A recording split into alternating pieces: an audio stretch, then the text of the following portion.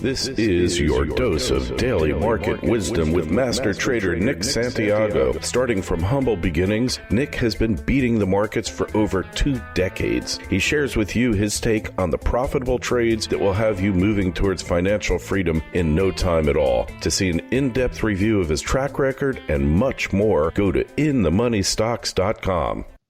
Welcome. This is your daily dose of daily market wisdom with master trader Nick Santiago. I'm Kerry Lutz. Today is 5/27/21, show number 275. Well, we've got one theme this week, or maybe two, Nick. It's light volume and higher prices. That's it. And that's what comes along when you normally go into a holiday. So this being the Memorial Day holiday this weekend, obviously the markets will be closed on Monday, the 31st of May.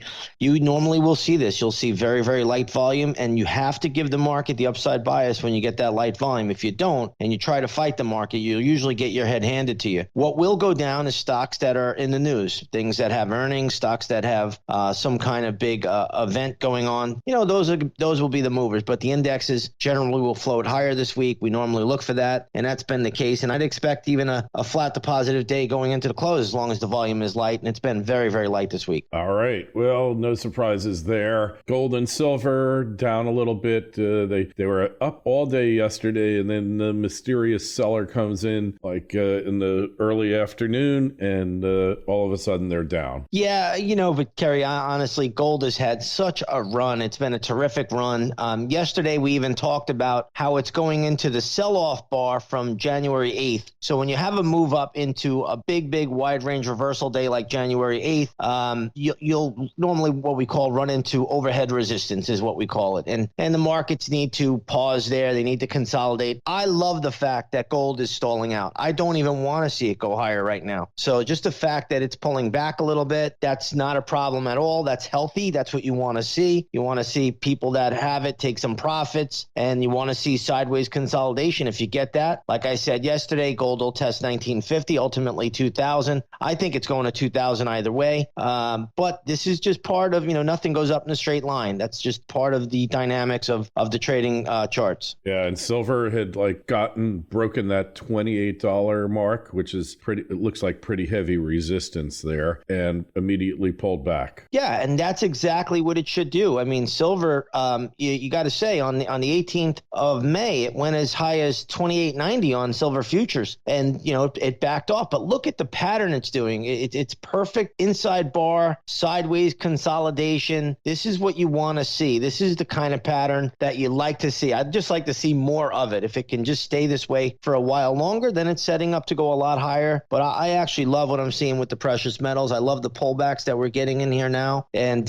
especially silver. Silver is one that needed to pull back, and it's setting up very, very nicely going forward. All right. Well, that's what we like to hear. So a little more continuity on that pattern, and potentially a huge upside move, huh? I believe it is. I believe the setup is there. It's had a great run already. Everything, I always tell all of my members that to look at moves just like somebody would be climbing a mountain. If you're climbing a mountain or running up a mountain, what are you going to do after a while? You need to take a break. You need to sit down, maybe eat a sandwich or have a little bit of Gatorade or something, and then you could resume moving back up the mountain. And it's the same way for stocks. They go up, they need to stall out a little bit, consolidate, and then they move back up and resume the trend. All right. Well, hey, we'll follow your lead on this, Nick, because you've been right all along for sure. So Bitcoin, I've noticed a couple comments in the YouTube chatter saying that the 200 moving day average of Bitcoin is 40,000 rather, not 30,000. And we're attaching a chart here showing exactly that the 200-day moving average is right at 32,000. Well, it's at 32,000 now. It actually was a little bit lower when it hit. So the day that it hit on the 19th of May, the 200-day moving average was at 31,116. Now, the 200-day moving average is ascending, so it's moving a little bit higher now. Currently sits at 31,927 according to my charts. Now, I'm using Bitcoin futures. I attached that chart, and I looked at every other chart too that's out there. The 200-day moving average is around the 31,000 area. That's it, point blank. If anybody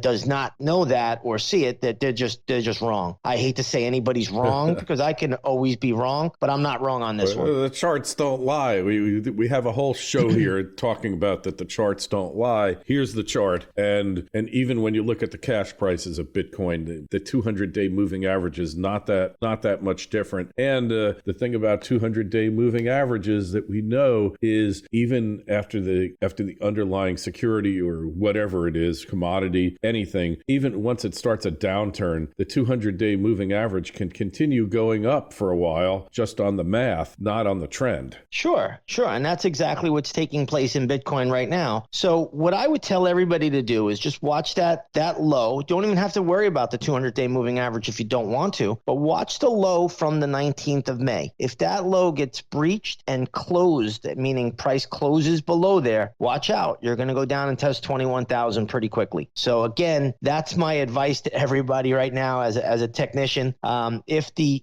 chart closes, or if your Bitcoin price closes below that low, which was 30,205, and he closed below there, that's telling you it's setting up for a move down to 21,000, potentially even down to 17,000. Hey, well, we love getting your hate mail, so just send it off to kl@kerrylutz.com, because you know what? In the end, the charts are either you read them right, or going to tell you what you needed to do, what you've hopefully done, or the charts are going to be wrong, which happens on occasion. But certainly when the warnings are flashed this brightly, I don't even really want to spend this much time on cryptocurrencies, Nick, but it's all the rage. Everybody's talking about it. Yet another reason why they're probably headed lower. As far as the future goes, you can speculate on it. Right now, we're just talking about tradability here, actionable information. So you can either get out with your skin still intact, or perhaps make some money as well. Yeah, I mean, the thing to do is with something like this that's been really hyped up, and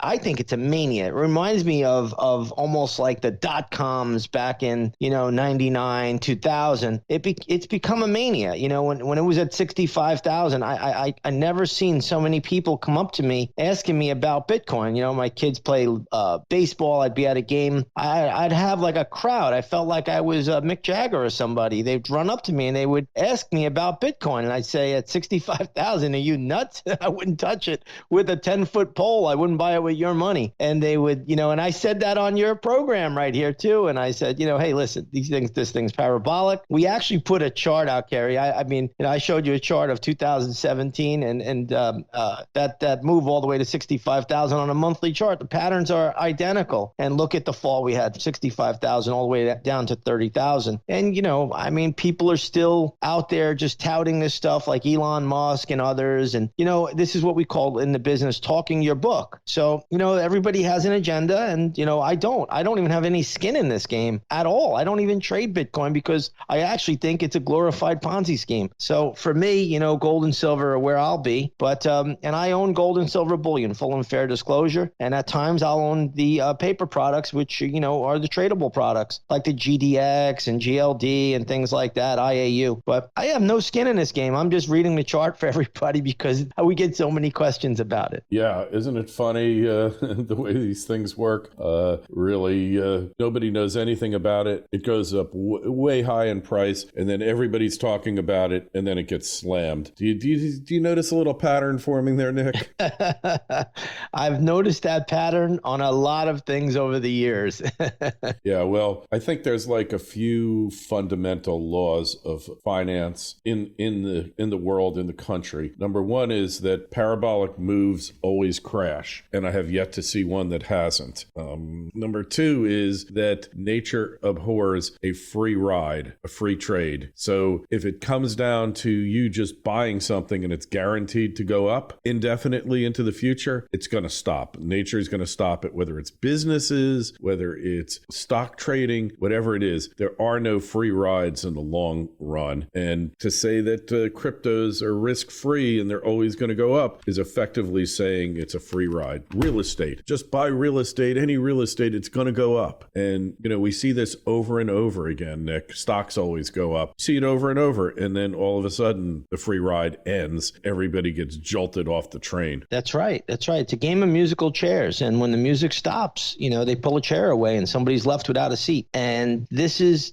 another, example of that. You said it perfectly. I don't think I could add really much to it. That's exactly it. And that goes for everything. Everything becomes where you get into this mania phase and euphoria phase, and everything just goes up, straight up. It looks like the Statue of Liberty. And, when everybody's at the torch buying up there, that's when the arm falls off. Yeah, that's a great analogy. Yeah, it's so true. And it happens because otherwise, if it didn't happen, we'd still be on a tulip economy now, right? If the tulips in Holland hadn't crashed, if that market hadn't crashed, we'd be trading tulips today. That's right. We would be. And, a lot of people don't know or have never really studied that, but that's a good study for everybody to go back, because that just shows you, human nature never changes. And what has happened in the past will happen in the future. There's nothing new under the sun. What has been done will be done. And, we see these patterns repeat over and over. And that's why I use charts, because it just gives me an advantage. I can't tell you what the sentiment really is of Bitcoin. I can't tell you any of that. All I can tell you is when the crowd is in there, I don't want to be in there. I haven't even traded that, but I said the same thing for gold, which is a precious metal that I've been accumulating over the years, and silver, the same thing there. But,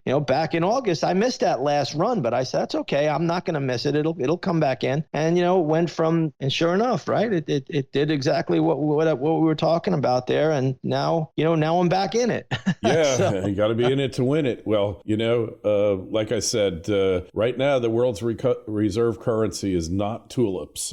Maybe we'll revert to tulips at some point in the future, but it's not happening now. And that's what you got to realize with anything. And maybe cryptocurrencies will become the reserve currency of the future, but it's not going to be with fits and starts, and it's not going to be under an unstable environment like we have now. You can't value stuff in Bitcoin because, 3 weeks ago, Nick, you could have bought a Tesla for 1 Bitcoin, and now it would be hard to buy it for 2. And they won't even take the Bitcoin anymore for the Tesla. But 2 weeks ago, it would have only taken 1 Bitcoin to buy a Tesla Model 3 or Model Y Performance Edition. And now you need 2 of them. So go figure. That's right. And, we're going to see that going forward, where these companies jump into Bitcoin and then they jump out. Last night, I saw some news where Carl Icahn is getting into cryptocurrencies, but he likes Ethereum better. This is always going to be in play here. Bottom line is somebody's looking to make some money in the near term, and somebody's